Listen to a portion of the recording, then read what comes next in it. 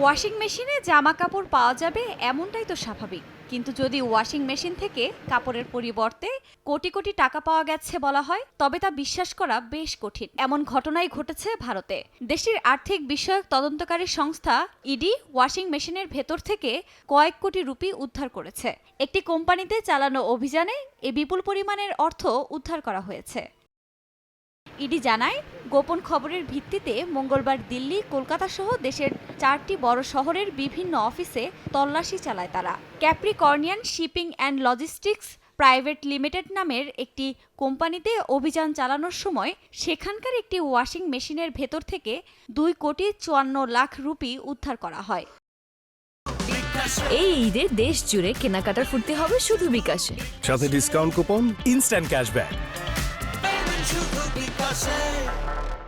জানা গেছে, সিঙ্গাপুরের সংস্থায় পণ্য পাঠানোর নাম করে ভুয়া হিসাব দেখাতো কোম্পানিটি।